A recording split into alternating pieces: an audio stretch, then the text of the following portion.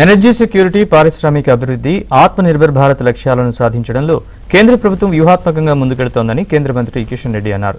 ఇందులో coal gasification కీలకమైన ముందడుగు అన్నారు. తెలంగాణ ప్రభుత్వం కూడా సింగరేణిలో కోల్ గ్యాసిఫికేషన్ ప్రాజెక్టు ప్రారంభించాలని కోరారు.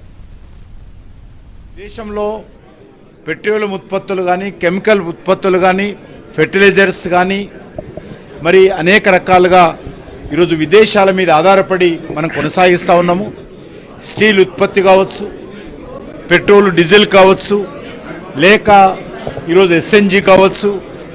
ఎనర్జీ సెక్యూరిటీ, పారిశ్రామిక అభివృద్ధి, ఆత్మనిర్భర్ భారత్ లక్ష్యాలను సాధించడంలో కేంద్ర ప్రభుత్వం వ్యూహాత్మకంగా ముందుకెడుతోందని కేంద్ర మంత్రి కిషన్ రెడ్డి అన్నారు.